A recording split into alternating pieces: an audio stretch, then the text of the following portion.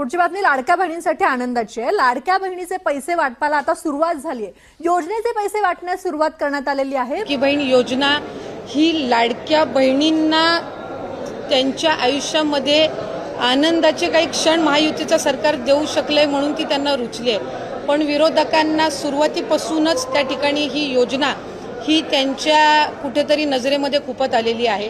साधारणपणे या संदर्भातला आम्ही वारंवार राज्याचे मुख्यमंत्री फडणवीस साहेब असतील, उपमुख्यमंत्री शिंदे साहेब असतील आणि विभागाची मंत्री म्हणून मी सुद्धा असेल, आम्ही साधारणपणे माध्यमांना वेळोवेळी या संदर्भातली माहितीही देत आलेलो आहोत। पण बऱ्याचशा वेळेला असं होतं की काही एखादी गोष्ट आली की त्या संदर्भातला एक गैरसमज या योजनेच्या बाबतचा निर्माण करण्याचा वारंवार हा प्रयत्न होत आहे। साधारणपणे ही योजना 28 जून 2024 मध्ये त्या ठिकाणी घोषित झाली।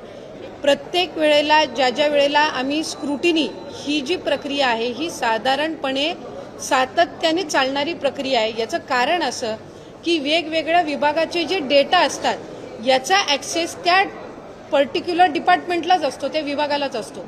आज महिला व बालविकास विभाग जो आहे हा कृषी विभागाचा किंवा माहिती व तंत्रज्ञान विभागाचा किंवा अन्न व नागरी पुरवठा विभागाचा डेटा हा ॲक्सेस करू शकत नसतं। आम्हाला त्यांच्याकडून तो डेटा प्राप्त होणं ह्या जो कालावधी आहे हा निश्चितपणाने त्या ठिकाणी लागत असतो। जानेवारी महिन्यामध्ये आम्हाला कृषी विभागाकडनं त्या संदर्भातला अहवाल प्राप्त झाला आणि GR मध्येच नमूद केलेला आहे की तुम्हाला टोटल 1500चा लाभ हा शासनाच्या योजनांमधनं मिळेल। त्याची जी 1000 रुपयाच्या वरची जी कॅप असेल ही लाडकी बहीणच्या निधीतनंही सन्मान निधीतनंही भरली जाईल। तो जानेवारीमध्ये उपलब्ध झाला। मधल्या कालावधीमध्ये आम्ही साधारणपणे 8 लाखाचा जो सेवार्थचा आहे त्याच्यापैकी 8 लाखापैकी 2 लाखाचा आम्हाला त्या ठिकाणी उपलब्ध झाला। त्या 2 लाखापैकी 2 ते 2.5 हजार हे त्याच्यामध्ये अपात्र आहेत असं निदर्शनास आलं। 6 लाखाचा त्याच्यातला डेटा आणखीन आम्हाला अपेक्षित आहे। आता 26 लाखाचा जो डेटा आम्हाला माहिती व तंत्रज्ञान विभागाकडून प्राप्त झालेला आहे याची स्क्रुटिनी आम्ही विभाग म्हणून करतोय।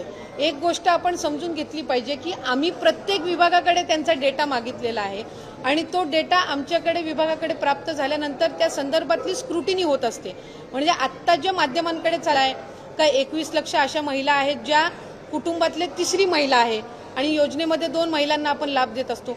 ह्या सगळ्या गोष्टींचं त्या ठिकाणी जिल्हाधिकारी असतील किंवा आमची जी ग्राउंड लेवलची यंत्रणा आहे ही त्या संदर्भातलं क्रॉस व्हेरिफिकेशन करणार। क्रॉस व्हेरिफिकेशन केल्यानंतर ह्या 26 लाखामधले जे अपात्र असतील आणि पात्र असतील ह्याचं व्हेरिफिकेशन होऊन त्या संदर्भातला निर्णय घेतला जाणार। असं नाही की 26 लाखाचा डेटा त्यांनी दिलाय म्हणजे 26च्या 26 लाख अपात्र आहेत। यातलं पण प्रॉपरली स्क्रुटिनाइज केलं जाणार।